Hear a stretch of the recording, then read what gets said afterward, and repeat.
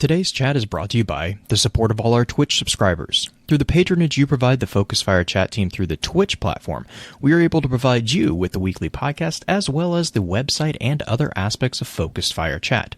If you have any interest in becoming a subscriber of the FFC and gaining access to some exclusive features over in the Discord server, please be sure to visit our Twitch account and click on the subscribe button. If you're an Amazon Prime member, remember that you do have a free subscription to Twitch every month that can be used for this. And for those of you who are already subscribers, thank you again for your generosity. You may have heard the whispers of guardians gathering in the shadows, exploring the mysteries of this world and the worlds which surround us. We are all in search of truth. Sometimes we need to focus that search, focus that fire. And so we come together. Join us. Join the discussion. Welcome to Focused Fire Chat.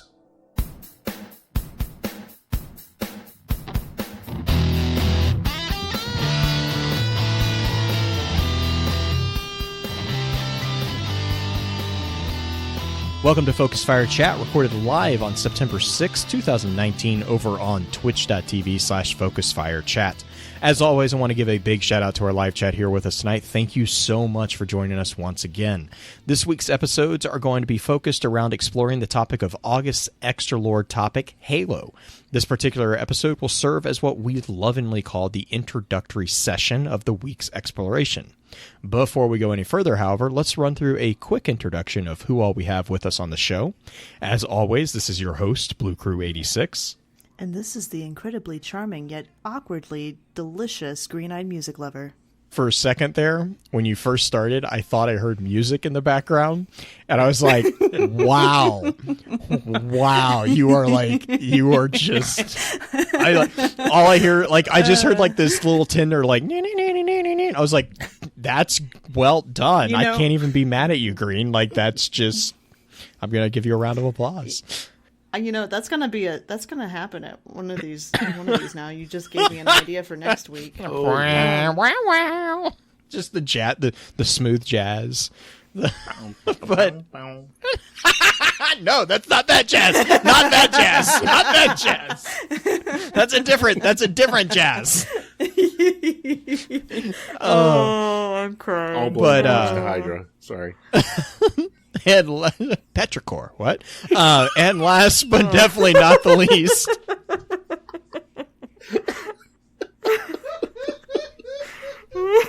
We're not even into the episode and we're already broken. Oh gosh. Focus.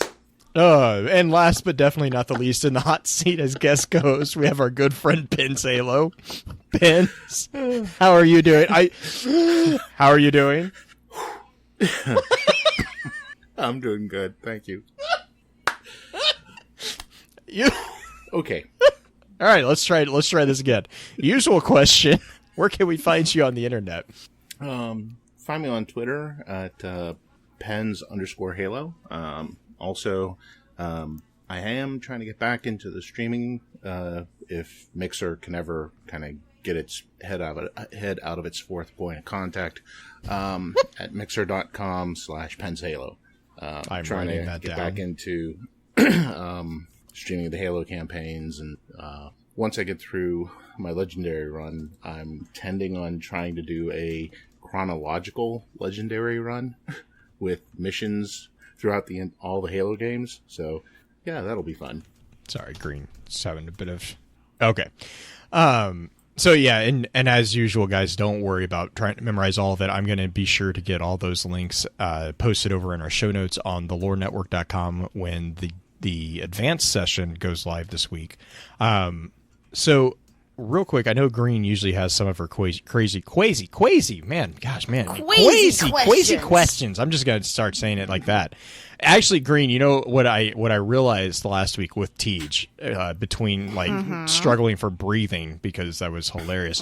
But what I really want us to do from now on is I want you to structure this in the what is your just just do the Monty Python, because that's all I can think of every single time you start this out is, what is, and all I can hear is, what is the average wing beat per second of a swallow carrying a coconut? Oh my gosh, we are never going to finish this episode. No. What is your favorite lore story from Halo? Yes! My favorite. Okay, honestly, probably my favorite overall is going to be one of the stories out of Halo Evolutions. It's it's by Eric Nyland, and it's the Impossible Life and Probable Death of Preston J. Cole. Oh yeah. It is an amazing read. It's written very interestingly, kind of as in a report format, kind of with other normal storytelling kind of dropped in. But it's really good. And actually, Cole was one of the characters I thought about talking about tonight, because he was the Spartans before the Spartans were made public. He was the face of the UNSC in the combat against the Covenant, and it's just a really, really interesting story. I would probably say that's probably my favorite out of that. So would that be the one that got you into lore exploration, or is there that one? What is got you into lore exploration? Now I'm just going weird witchy voice. That's definitely going to be The Fall of Reach. Again, written by Nyland. Okay. The greatest thing about that particular book is that it was written in 7 weeks.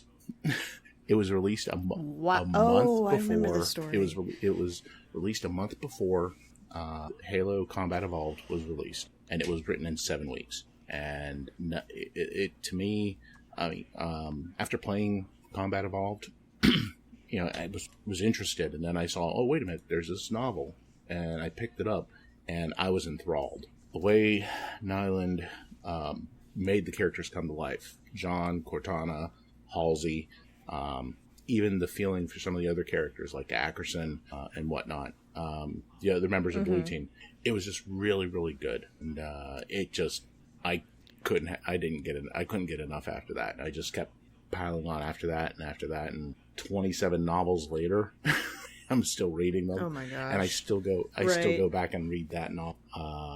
At least twice a year, I go back and reread that. So I have, instead of like the normal question of like what's your class or anything like that, obviously that applies more to Destiny than Halo. I actually want to ask you kind of a perspective, opinion question, and this one actually kind of goes to Blue too, because I'm genuinely interested in both your guys' perspective on this. But the announcement of the possible Halo TV series coming out, supposedly, that one, I want to know what your thoughts are on these. It's interesting. There's still some debate on the canonicity, I think that's the right word for it, of that. Surprise face. Yeah. But I'm still interested, because if it's written well, and it tells a good story, I'd be interested in it. And I can't remember the actor's name who's playing John. He was in American Gods, and he played the Leprechaun, and I can't think of his name right now. I'm interested in him because he's a pretty tall guy, and just also some of the other characters. What is it? Natasha McElhone. McElhone is going to be Halsey and Cortana. That'll be. Oh yeah, that's to me that's a great casting. I'm interested to see how they're going to do Parangoski. If there's a chance they may try to redeem her in my eyes, or Pablo Schreiber is Master Chief. Pablo Schreiber, yeah. Oh, Shabana Azmi is going to be Parangoski. Oh yeah, that is going to be interesting. She actually. What's your perspective? Go ahead, Blue. Sorry. No, my perspective is actually the exact same. Like, after the how do I say this gently? Atrocity that was the TV / Netflix Fall of Reach thing, which my biggest problem with it was the deviations that they took. Like, honestly, like I wasn't a huge fan of the medium that they presented in, but honestly, that's not, I mean, like, I can get over that. But it was the changes that they made to the book in that presentation, like it actually did change quite a bit of the interpretation of the story. So, like, again, it's like, you know, if they're faithful to the content matter, like, you know, Forward Unto Dawn, amazing little video. I guess TV. Was it a TV? Did you consider that a TV series, or it's like it was actually web series? Yeah, it was a web series. And it was. So I mean, you know, oh god, that was just well done.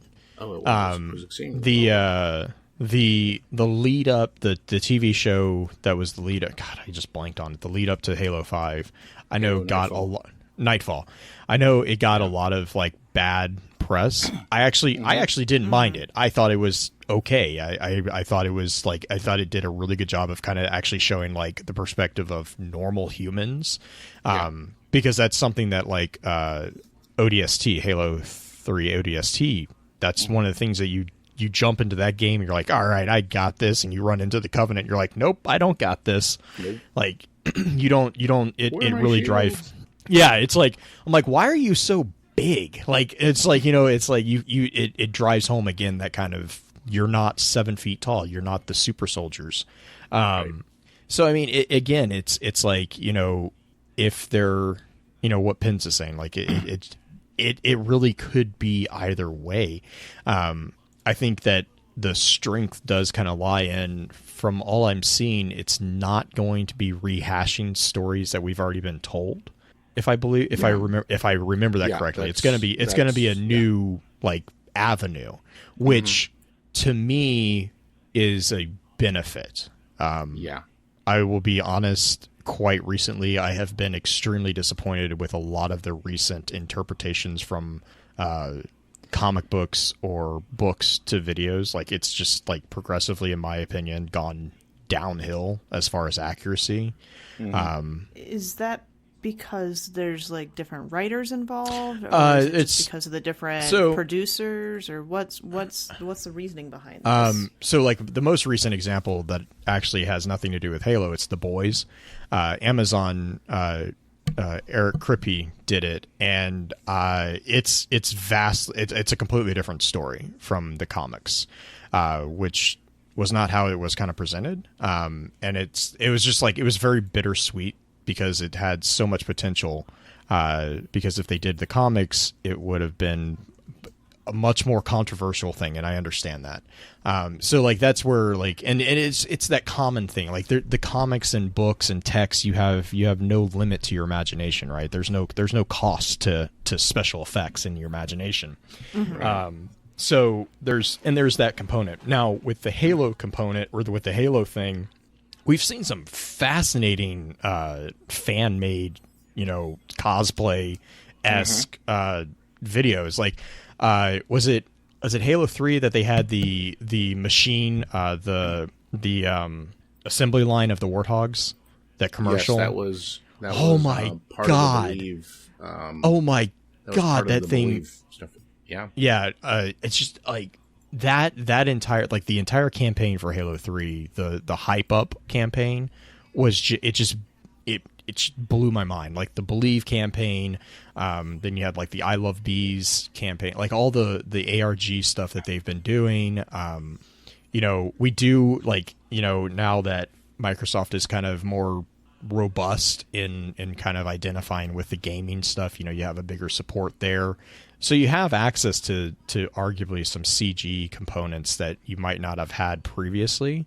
And again, going back to as far as like storyline, if they're not trying to convert something into a visual medium, there's not really anything to air quote mess up as much. And so like there's things to mess up. I don't mean it like that, but I mean like the nuanced details is not going to get misconstrued, because there's no nuanced details that they're pulling from. Whereas like in Fall of Reach, you know, the infamous scene in the weight training room that was completely misrepresented in the TV show. Oh yeah.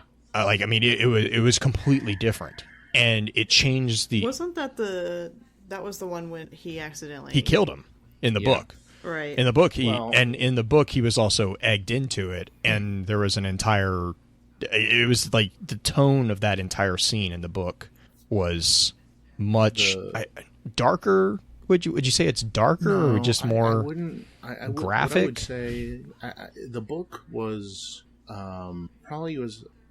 It left a little bit more to your imagination, but you had this feeling that you had that John was.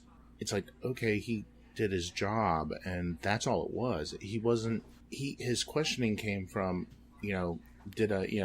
was okay. These are supposed to be out, other soldiers. So, should he fight them? And then he ended up having to. And the thing in the animated thing is they made him look kind of sadistic. Mm-hmm. And they also didn't. Really they didn't where it turned me off. They also didn't justify. Like, they didn't show the full impact. And this isn't anything against the animation, but you don't get the full picture of what's going on in his head. Mm-hmm. And in the book, this is like, they had just gotten through the second round of the chemical treatment, the surgical treatment and stuff. Like, it was one of the harder rounds. Like, a lot of them had died. And so, there's a lot of pressure on John because a lot of his friends are no longer there. Mm-hmm. Like, that's actually why he was in the weight hall. If I remember that correctly, he was trying to and also get it used to it. Yeah, because it was right. They had actually just finished up the augmentation. Right. Yeah. That's right. He was undergoing essentially having to recalibrate his body. Yeah, because that's when he was like, why are these weights so light? They must be messing with the gravity. Yeah, but so I mean, to me, it's one of those things that I'm always hopeful when I see that stuff. And I think that I think that it not trying to take from an already established storyline, I think is going to be a benefit. I think that's going to, for me at least, because I like, even when I don't want to, sometimes I go into stuff if I know, if I know, let's say they were going to do the Headhunters short story or the Babysitter, whatever the short story is, going into it, even with that limited story, you already have a preconceived notion of those characters and those attitudes of those stuff. Whereas now, I mean, we have big names from the series, but there are very big names from the series, and they've been established that this is what they are. Whereas with with the short stories, Headhunters is the one that I keep coming back to because I love that short story. The two Spartans that are in Headhunters, that's really the only exposure to them that we have significantly. So, there's a lot left in our interpretation of them. So everyone everyone has their own interpretation of what they are. It basically breeds a guarantee that someone is not going to agree with the presentation. So that's where. Yeah. I'm sorry. I didn't. No. Go for it. Top you there.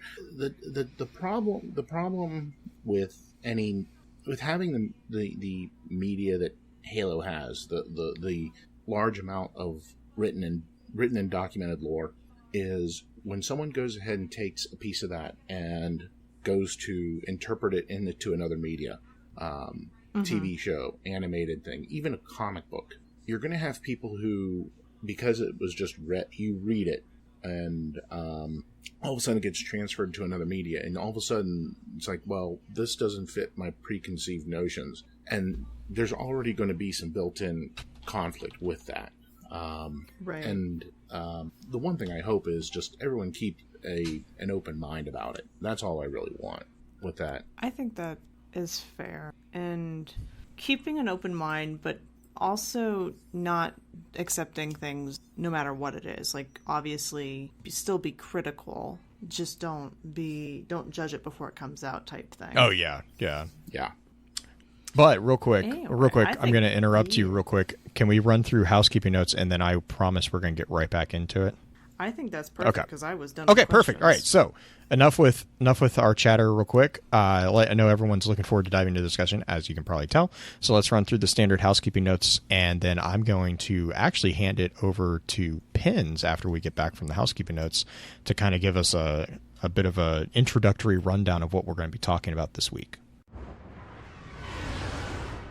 Last week, we discussed the dangers of Gambit. If you're enjoying the show, be sure to rate, and if you don't mind, leave us a review on iTunes or comment on the episodes on Podbean or whichever podcasting app you use to enjoy podcasts. Reviews are extremely helpful as they not only let us know what we can do better for you, but also help to continue to expand the FFC family, allowing more and more perspectives to be heard. To those of you who have already taken the time to leave us a review, thank you. As many of you are aware, Focus Fire Chat is a community in which we offer the chance to dive into lore from within various titles and mediums with a special focus on the Destiny universe. Every Friday at about 10 p.m. Central, the podcast team gets together to stream a summary of the chosen topic for that week. The hope for this is to help encourage dives into aspects of game lore within both our Discord server and within the other communities that we share the digital world with. If you're a fan of lore in all its various forms, be sure to also check out thelorenetwork.com, a central hub for content that covers a wide variety of different titles and mediums. Our full show notes for each week's topic will be posted there, so for the additional information or guest details, be sure to check the site out. Next week's topic is going to be a revisiting of the darkness from within Destiny. That being said, however, we still want to hear your thoughts about this week's topic. Be sure to weigh in over on Discord and don't be shy in tagging any of the team in the conversation. We cannot wait to hear what your thoughts are. Now, let's get back to the show. All right, so Pins, I know when we talked a little bit, let's talk about, we talked about how you kind of got into the Halo lore. Mm-hmm. And I think, we've talked about this offline, but yeah. I think this particular episode or these particular episodes, you wanted to kind of look at the secondary characters that might not get as much focus, which is kind of, is a good segue from what we were just talking about with the TV show. Right. But before we get into that, actually, I want to know your idea of what was your impression and your experience with the Halo Outpost. Because I know you went to both. You went with me to the Florida one, and then I know you went even further. You went to the one in Philly. Philly, okay.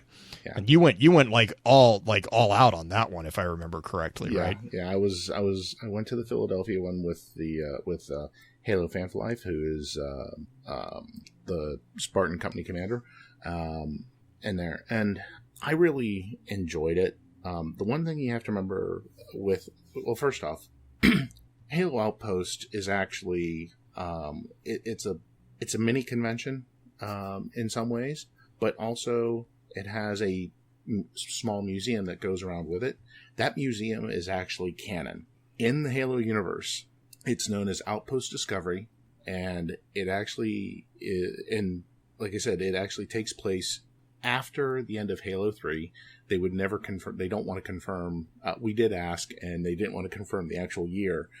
So it was after 2554. But so I'm going to kind of break this into two parts. There's the other part, which is just the convention, like some of the other things, like the target range. They had the VR stuff, the panels. They had the 405th there.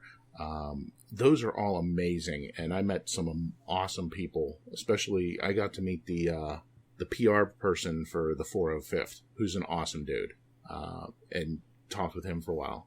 But kind of tying it back to the lore, the museum piece was amazing. They had different setups, like panels that talked about different things. Well, when you walk in, the first thing you come across is a pedestal, and you have the AI Gabriella, who gives a summary of what Halo Outpost is. And inside of the lore, it's actually a recruiting.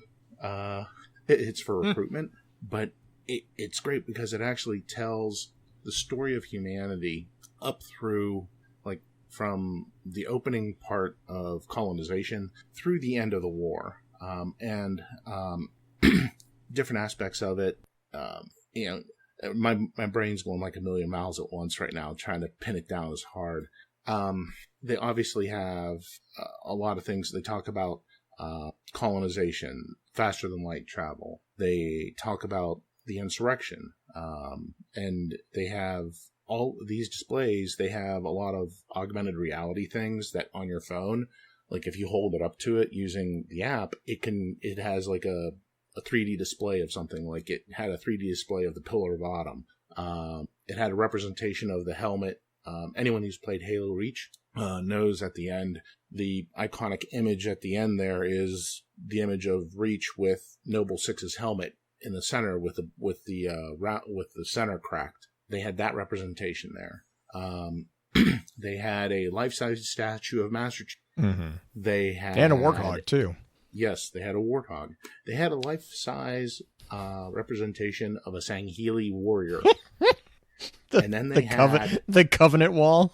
Covenant wall. Oh my gosh! And the grunts are so tall. Like essentially, everything is so much bigger.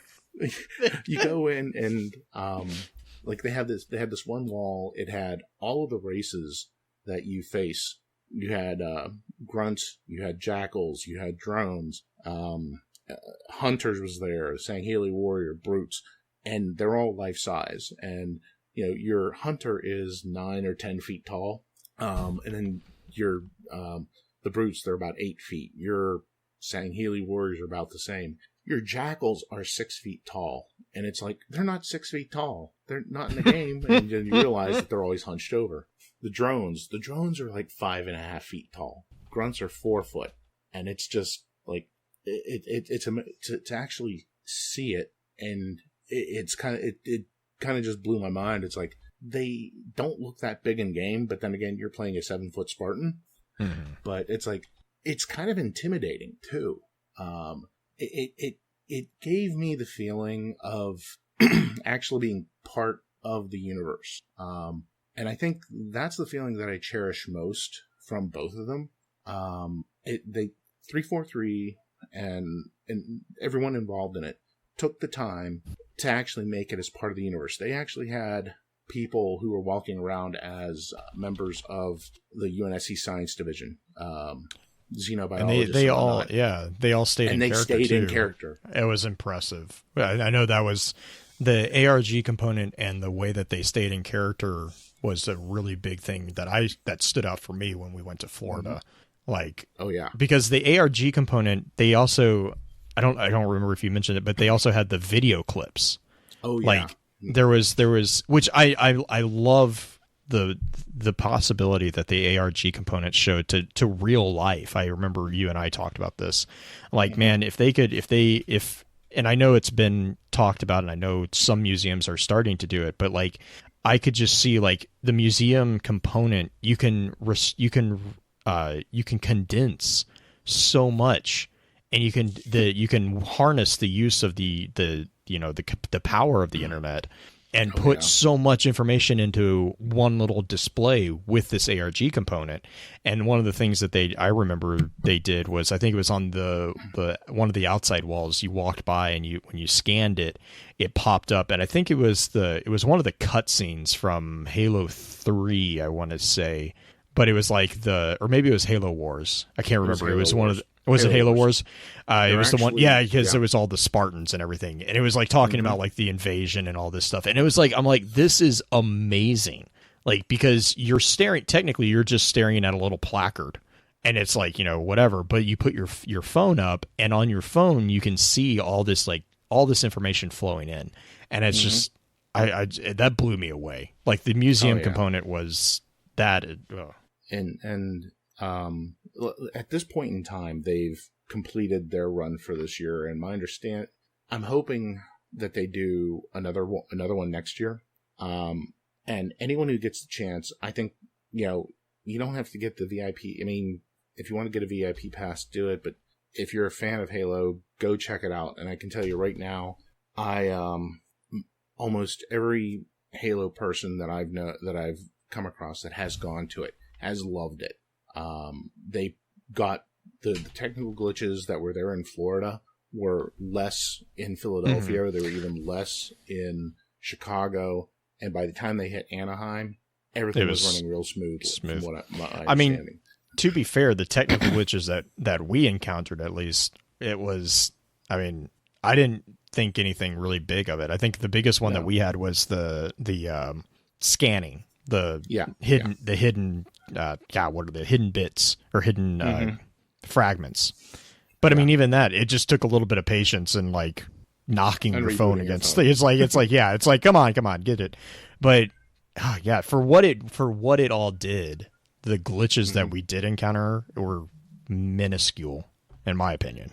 Oh yeah, and I mean overall, and considering everything that was done, I think that, and everything that was involved in it, the creation of everything, and just some of the technical stuff that was there, and for the presentation stuff, and I would be totally remiss if we didn't talk about the Halo Ring experience, which was, oh my gosh, you kind of walk in, and again, the people taking you through are all in character in universe, and you're given these headsets, and the AI Gabriella is telling you about everything that you're going through, and you come up to this one thing, and the first section, which has a Sentinel, which is one of the maintenance robots that are on the ring, and it talks about them and how there are 7.8 million different Sentinels on a Halo ring. And different types. And different types. Which was an interesting little tidbit that I remember from art. But, and also you said on the one in Philadelphia, you said they actually had like there was more involvement, right? Because you said that the components were actually moving. They actually got them rotating. Oh yeah, let me back up here. The first thing you come across is they talk about the ring itself. So there's like what they call a segment of, I think it was Delta Halo, but kind of like they talk about the Halo itself. Then then you go into this other part about the Sentinels. Then you go into this one room that actually talks about, you have a mock-up of 343 Guilty Spark, the light bulb, as Johnson calls him. And it's bigger than a basketball. And this is where you actually get to see, and I think I tweeted these pictures out, an actual picture of what the size of a flood infection form. Excuse me. The flood infection form, which is amazing. It's about 2 to 3 feet high, and it just looks menacing. I mean, in the game it really doesn't, but in real life it does. There was a section that had the the activation index, which was there too, and they all talk about that. But the final piece was you go into this room, and it's it's this dome, and you hop into what they have, these drones they're called honeybees that will the UNSC use to fly around and scout things out. Well, it kind of takes you on this trip like you're inside of it, and it takes you all through this Halo array, across the different, across the landscape, out into space, into the actual inner workings, where you see all of these Sentinels working. It was awesome. It was totally amazing. And then, I mean, when we walked out of there, I was totally speechless. Yeah. It's like there. And the cool thing too was the degree at which that particular piece they had done. You could tell just how much work they had done with like, because it was the pseudo IMAX 3D component. Like it was really cool. That part, like, and we got in there. Yeah, we got in there actually really fast. I remember walking out. I remember walking out, and we turned around. We're like, "Oh, that's a lie." We did not have that problem. Because that in the museum was honestly what I remember. I remember going in and being like, "That's what we got. That's what I wanted to do." And then the what was the other one that they had? The Fire Team Raven, is that? Oh yeah, the Fire Team Raven is the arcade games that were originally released in Dave and Buster's, and it's kind of set. You're an ODST fire team set across the course of Halo CE, and it's fun. I mean, we only got to play a short segment of it, but it was fun. It was neat. It was interesting, and you had these kind of interactions where you saw, you recognized, oh, wait a minute, I know where this was. I played through this in the campaign, and every now and again you see Chief pop up. So that's cool. It was one, the one thing that I think I appreciate the most out of it, like I said, was it actually made me feel like I was in the Halo universe at that time. And that was, that was my favorite part of it overall. Just that feeling, 343. If 343 was going for that, and they hit it out of the park, as far as I'm concerned. Mm-hmm. All right. Well, yeah. I mean, and like you said, I'm hoping that it's going to be They've kind of, the language that they've used is they were like, okay, that's it for this year. And it's like, again, kind of, it seems like they're going to be making this a reoccurring thing, which I really hope is the case. And like you said, if that is the case, I definitely encourage people to find a way to at least, get out to it for at least a day or something, Oh yeah. Yeah. I mean, the lines are going to be long. It's worth it. In my opinion. It was worth it. And just as a side note, from what I understand, for anyone who had a VIP ticket, you had that VIP room. All the people who were having problems getting in for autographs, Jen Taylor and Steve Downs actually spent a lot of time in the VIP lounge. So VIPs actually got extra chance to get autographs. Oh, did they? Okay, that's really cool. Because I know in Florida that was a big contention point. Yeah. So that's awesome. But all right, so let's talk about secondary characters. I know there's a couple big ones that you wanted to talk about. Mm-hmm. The first of which I believe was the Erdidact. Yeah. Let me kind of preface this by saying, when you talk Halo, everyone knows John, they know Cortana, they know Halsey. There are a lot of other characters that we have found within the games, within books, within some of the animated stuff and whatnot that have come out, that they're interesting characters, and their stories their stories actually impact the greater universe in some way, or it's used to display something within the universe. The Erdidact is one of, the funny thing about the Didact and this is the one from Halo 4, is that he's a tragic character in my mind. He's actually tragic on a Shakespearean level. Mm-hmm. But the thing is, in Halo 4, if you sit back and look at it, he's kind of part of a secondary storyline of that, because the whole point of Halo 4 is trying to save Cortana. You're just having to kind of deal with the Didact en route to doing that. But he's once you get into his backstory, it's really amazing. And like I said, it's actually kind of tragic. On top of that, there's a Val Chavame, who was the Arbiter. The Arbiter used to be a position of great honor before it became a position of last resort for restoring honor. And that all hinges on Val Chavame and his story, which, by the way, was told in a short in the animated series Halo Legends called The Duel. Really good. It's about 20 minutes worth to watch. And there are a number of other ones. Serena, who is the AI from Spirit of Fire and Halo Wars, the Librarian, Iona, who is featured in one of the best short stories that are out there. Saint's Testimony, Martler Parangoski, not my favorite character, to say the least. I'm going to keep it PG. But a lot of the conflict that goes within the Halo universe kind of runs through her. The ODSTs. ODSTs are, Frank O'Connor said it one of the best. It's like ODSTs have this grudge against Spartans because they just see Spartans as, they got the best armor, they had all this money thrown at them, that's why they're the best. We could do just what they did.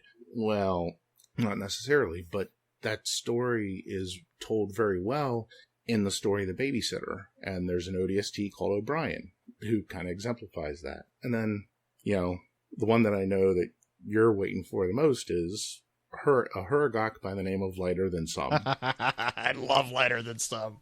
But and like I said, a lot of the story behind these characters, maybe they don't have. Some of them have an impact as to what we've seen in game and in the story in the game. Some of them just help round things out, and they're interesting all in their own way. And then some of them never really get the play that they should in some ways, or a lot of people just kind of short shrift it.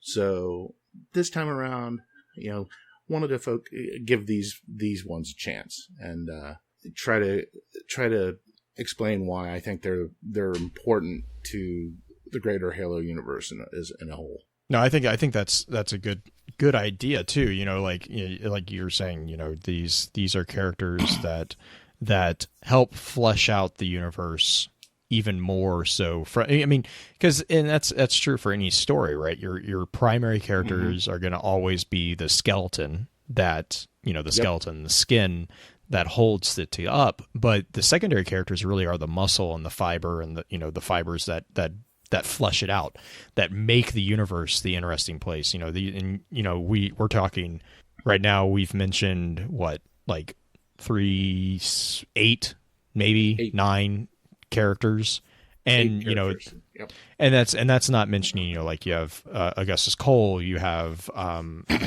the entire Noble team from ODST and Reach, or Reach. You have all the Spartans that are in the Halo Legends miniseries, or the Halo Legends video. And what is it? Halo Legends was the video. Halo, I always flip them. Evolutions. What's the book? Evolutions. Evolutions. Yeah. Short story. Yeah. And they have 2 now, right? Evolutions and Evolutions 2, I believe, came out, but Evolutions was originally released as one novel. It then got split into 2 with 2 additional stories, one in each one. Okay. The next one up was Fractures.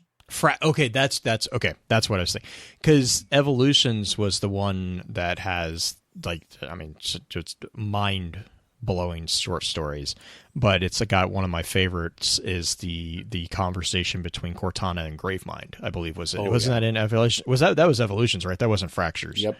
No, that's definitely in Evolutions, and it's from Karen Traviss. Yeah. And talking about Karen Traviss, there's the Kilo 5 is trilogy, her trilogy. Yeah. But all these secondary characters coalesce into a very robust universe. For those who might be listening in who are much more familiar with the Destiny universe, this is very similar to the Grimoire and the lore entries there. The secondary characters that aren't necessarily in game but are building things behind the scenes. That's kind of what we're talking about here as well. And I think, to kind of use that as a teaser, I want to actually think about let's kind of take that and shelve it for the advanced session, because I want to start the advanced session, and I just want to let you go and dive into those names.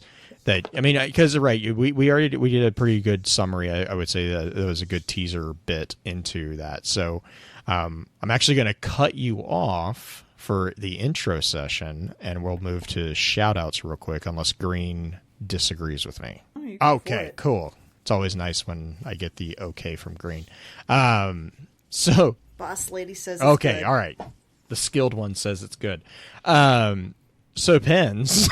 I don't know how to save that. Okay. What's the shout outs for the intro session do you have for us? Well, let me start by just saying thanks for having me on for Focus Fire Chat. You guys keep having me back for Halo, and I love talking about it. So I really appreciate it.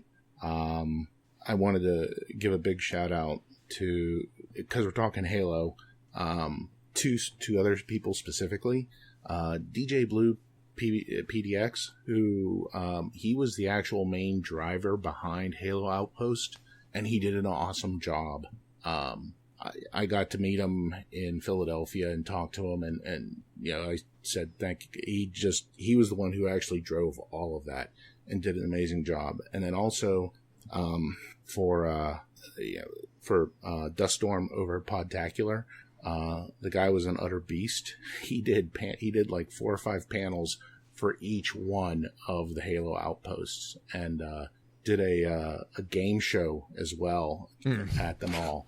And yeah, he was running. All went over on like a house of fire, and oh, much.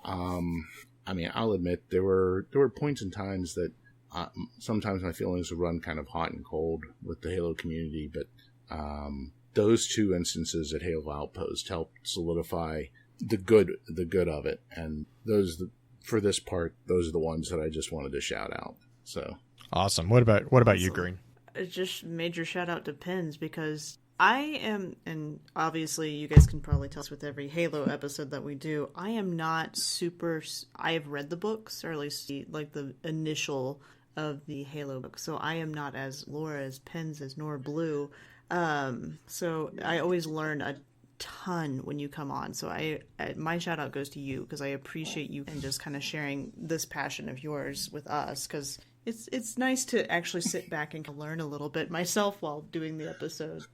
Yeah, and I'm going to echo that as well. I appreciate you coming on and regaling us with the stories that you know in the Halo universe, and also just big shout out to everyone who gives us the opportunity to do this. I know Destiny is pretty much predominantly what you guys expect from us, so having a chance to kind of step out of that and kind of diversify what we're doing is also kind of a breath of fresh air for us. And like Green had just said, this is something that I'm also almost equally, if not more, interested in, I dare say, from a lore standpoint. I'm not nearly as versed as Pins or the guys that do that, but it's always an interesting component, and hearing that. So I really appreciate the opportunity to get to learn more about that. But so we'll see you guys later. The advanced session will be releasing on Friday, and in that session we'll plan on what we're going to do is we're going to let Pins go, and we're going to just let him do his thing and explain all these characters that we mentioned earlier here. So be sure to tune in there, and then like I said, we'll be putting the show notes up at the same time, and that will have all the links to Pins stuff, Pins' Twitter, and then his Mixer channel, because I believe, Pins, you said you are trying to get back into running through all of the campaigns, right? Yep. I had started before, kind of fell off because real life got in the way, but I'm trying to get back to it, and if I can ever get my stream key back from Microsoft, I'll be able to get started again, because awesome. Microsoft updated their terms of service, and everyone who has a Mixer channel has to kind of get the new stream key. So yeah, fun times. Mm-hmm. All right, well, so guys, we'll see you on Friday, and as usual, bye. With that, we'll begin to wrap the chat up. Thank you again to those over on Twitch for coming to spend your evening with us. If you'd like to join us for the live streaming of the episodes, please be sure to give us a follow over on twitch.tv/focusedfirechat. Links to all our episode archives can also be found at www.focusedfirechat.com. Please be sure to email us at focusedfirechat@gmail.com with any comments or questions for our team concerning the podcast, and let us know how we're doing by giving us some feedback and a rating over on iTunes as well. Also, be sure to check out all the amazing work being featured over on thelorenetwork.com. So until next time, focus your fire, and may your light shine bright.